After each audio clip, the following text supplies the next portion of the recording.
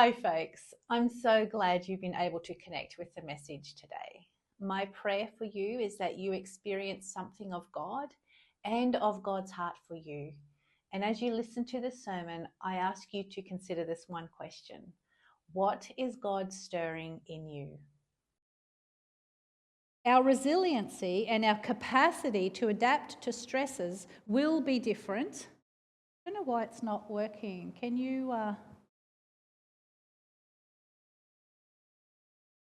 There we go. It can be different from person to person.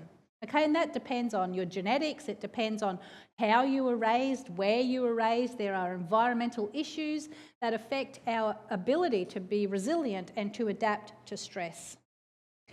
The stress that we feel as people falls along a bit of a scale, and that can be anything from good stress. You know, good stress means we can step up and into something and it brings out the best in us. It's good for us. There can be distress where it's too much, it's overwhelming and we're paralysed, or it can be just something in the middle where we just get through, we do what we need to, we get through it, and, you know, we tolerate the stress that we're experiencing. So let's say, for example, we've got 3 university students, all of them studying the same course at university. They're doing the same subject, and it comes to the end of semester assessment. All of them have the same assignment due, big assignment due on the same day. They've all got the big assessment exam the next day.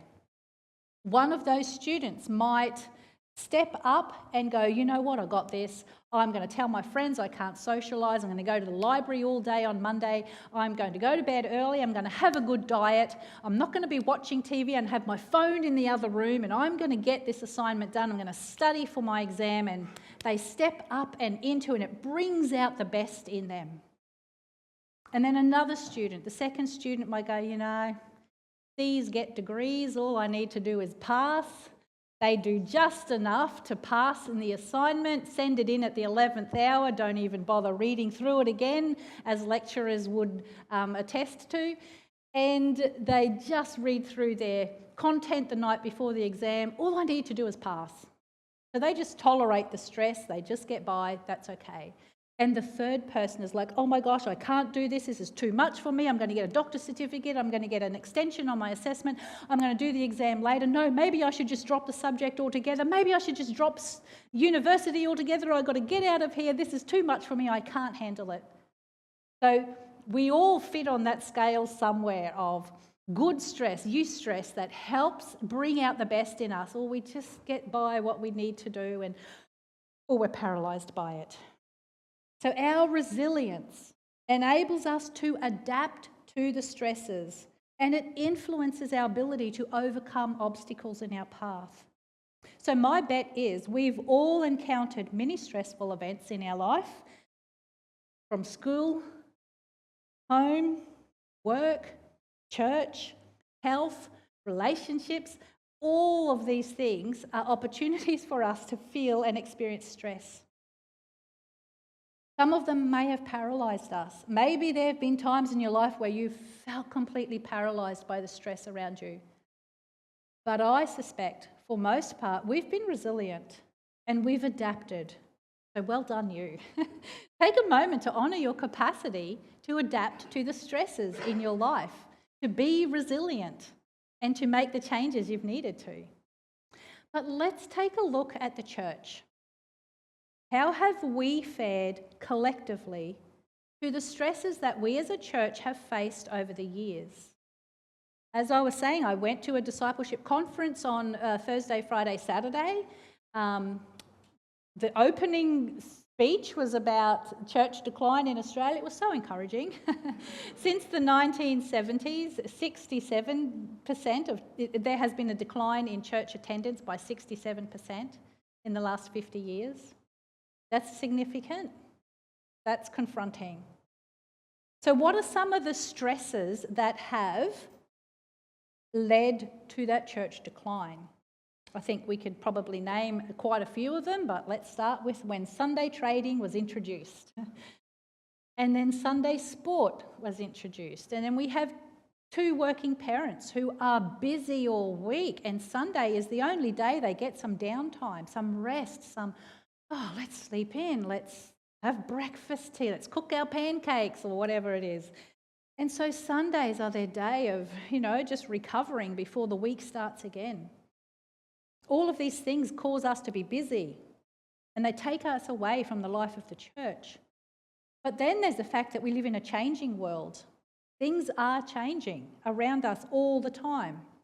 Also, we live in a post-Christian nation. 6% of people attend church on a monthly basis, because that's the new regular. Regular church attendance is once a month. 6 out of 100 Australians attend worship once a month. And it goes less than that if you're talking about weekly church attendance. So we are living in a post-Christian nation. We're not a Christian nation. There are more than 4 generations of people who have never been to church. That's mind-boggling. And then we add into that again the growing antagonism towards the institutional church, knowing that over the years atrocities have been committed by church leaders and the institution of the church trying to cover that up. That has resulted in people being sceptical about the church. So all of these things are resulting in a decrease in church attendance, and more importantly, worse than that, a lack of discipleship. So all of these things are stresses that affect church worldwide, and they are affecting our church here at Chapel Hill. These things have the potential to paralyse us or to bring out the best in us. So our resilience and our adaptability will influence how we choose to respond to these stresses. So how have we here at Chapel Hill fared over the last 40 or 50 years? How has Chapel Hill Uniting Church responded to these stresses around us? The fact that they've impacted our church family. Have we adapted well? Have we used them as an opportunity to step up and into and bring out the best in us? Have we just tolerated and, done what was necessary to keep the doors open? We've looked after the property, we've have worship, we have our small groups, we have, occasionally a prayer meeting, just enough to tolerate what's going on around us and keep going. Or have we freaked out and gone, oh my gosh, this is all too much, let's just sell the property, let's just give it into other churches, I don't know what to do anymore, this is all too much. How have we responded? Stresses have the capacity to paralyse us or empower us, and we get to choose how we respond. So today we're going to look at this story that Scott read for us in Mark chapter 2, where both Jesus and the paralysed man encountered stresses and how they responded to them. So reading Mark 2 verses 1 to 2. When he returned to Capernaum after some days, it was reported that he was at home.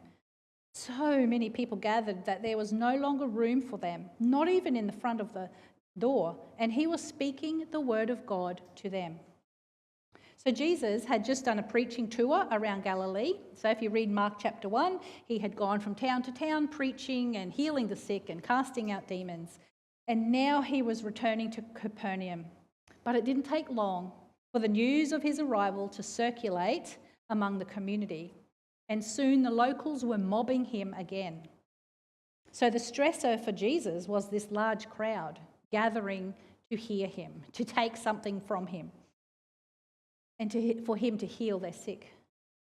So after travelling a long distance from town to town to town to town to teaching and healing, I would imagine he would have been exhausted, and his disciples would have been exhausted.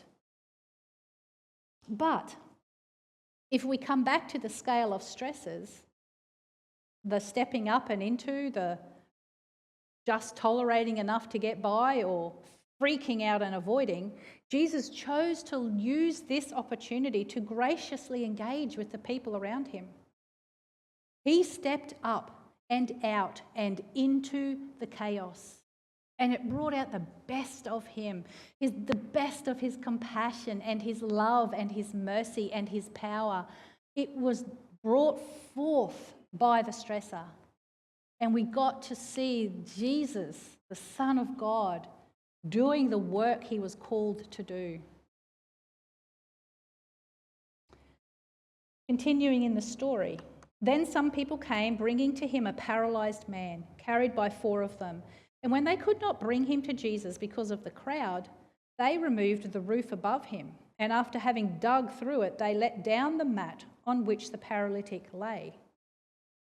So in order to help us understand this action described in these verses, it would be helpful to visualize the layout of a Palestinian peasant house. It was usually a small one-room structure with a flat roof, and access to that roof was by means of an outside staircase. The roof itself was usually made of wooden beams with a thatch over the top of it, and then compacted earth to stop the rain from coming through.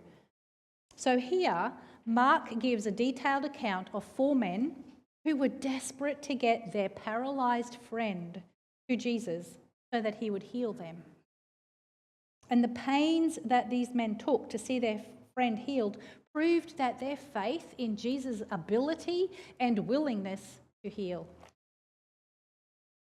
So if we come back to that scale of stressor responses, of bringing out the best in us and stepping up and out and into the chaos and, really flourishing in that, or just doing enough to get by, or freaking out and leaving. These men responded to the stressor of a crowd by stepping up, literally, and into the chaos. They didn't let the crowded house stop them. They didn't turn around and go home. Oh, well, we tried. Doesn't matter. Let's just give up, go home. Maybe tomorrow, maybe another time, or maybe you just have to die paralysed. No, they brought out the best of their faith. And they were creative and they did what they needed to see that through. So let's take a closer look at these men and their attitude.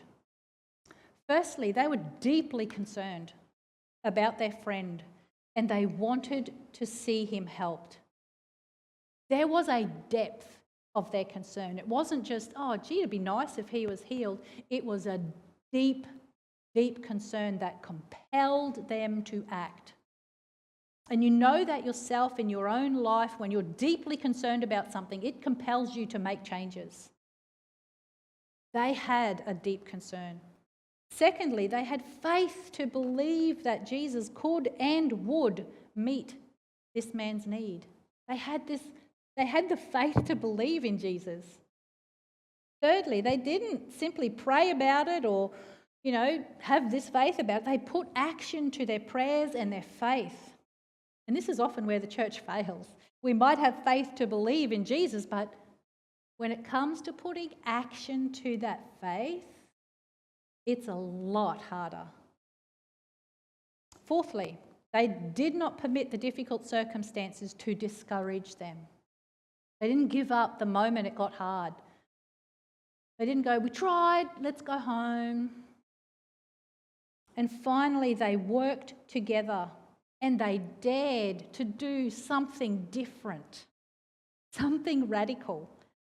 I love this. It is so simple, yet it is profoundly transformational. And Jesus rewarded their efforts. So let's consider what this might look like for us here at Chapel Hill. Do we have deep concern about the state of the church, worldwide, not just here? Are you deeply concerned about the fact that 94 out of 100 Australians have nothing to do with the church? Does that concern you? Does that sit heavy in your heart and make you want to cry? Because it does for me.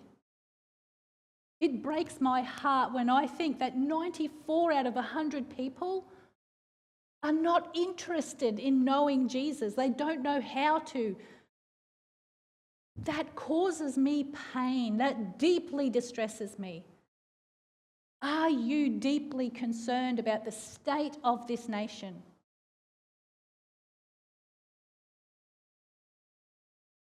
Do we as a church have faith to believe that Jesus can and will do something great in this church in our lifetime? Do you have faith to believe that? Not just that sense of, well, if he was going to do something great, he would have done it already. Or, well, I used to have faith, but now I think Jesus doesn't answer my prayers anymore. But faith to believe that Jesus can and will do something great at Chapel Hill Uniting Church in our lifetime. Do you have that faith to believe that? Because I do. Church Council does. And we wholeheartedly believe that Jesus will do something great in this church, in this community, here at Chapel Hill. Now, it's okay to struggle with doubt, but it is never, ever okay to criticise other people who do have faith to believe. So if there are people in this church who have faith to believe that God will do something good, and even though you may doubt that, we will never criticise them for having the faith to believe. In fact, I want to make it really clear here that if I hear anyone criticising somebody else in this church because they have faith to believe, then I will personally ask you, is Chapel Hill Uniting Church the right church for you? Maybe you would be more comfortable worshipping in another church, because here we believe, we have faith to believe that God will do something good in us and through us. Folks, if we are serious about seeing lives transformed by Jesus, we need to have faith to believe that he can transform.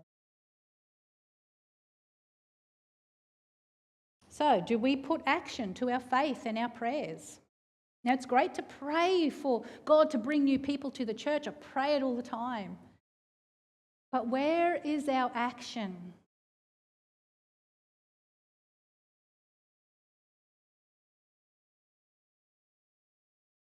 Are we discouraged by the circumstances around us? Do you let discouragement get you down? Because discouragement breeds passivity, you know, that apathy. Oh, we've tried this before, not going to work, why are we bothering? Disappointment, discouragement leads to sort of apathy and passivity. And if that's where you're at, take that to God. Take it to God and let him transform that. That's part of the dis-ease that we might have. I purposely read the story in our offering time of Jesus healing the man with a disease, because we all have a disease, dis-ease of some sort. So if you can identify that, bring it to Jesus and say, Jesus, I'm feeling apathetic about this. I'm feeling doubtful about this. Help me transform this. Do we and are we working together to do something different as a church, to see the lives around us transformed by Jesus? Or are we doing the same thing year in and year out, expecting to get different results but not really doing anything different? Or are we doing our own thing, criticising people who want to do something different, murmuring about those who want to make changes? Last year was the best witness of working together that I've ever seen in any church at any time. Watching the preparation for the 150th was like watching this clock work perfectly. There were people who chose to step up and fix the cemetery, people who fixed other parts, the chapel. There were those who sent invitations to our past members, and someone else sent invitations to our elected members, and someone else prepared a historical display in the chapel. Other people were looking after the hospitality and the refreshments, and someone else did a bush dance, and someone else was doing the worship. It was this beautiful work of team that I've ever seen. So I know we can do this. I know we can work together as a church. to make things happen. So if we can do that for the 150th, we can do it to see lives transformed. We can do that to build disciples. So I want to invite you to look at the screen. I ask you to consider what God is inviting you to notice about yourself, about your attitude, about your actions within the church. And what is God inviting you to do about it?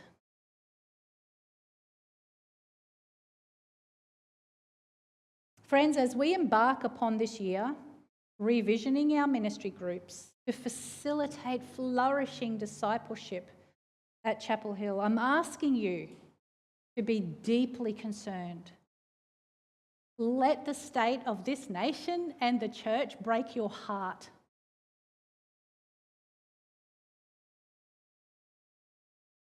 I'm asking you to have faith to believe that God will do something great here. I'm asking you to put actions to your faith and your prayers. I'm asking you not to let discouragement drag you away. I'm asking you to work together, not against, but together, to do something different so that we can step up and into the stresses that we face and be resilient and adaptive and see lives transformed by Jesus. Hallelujah. Let's pray.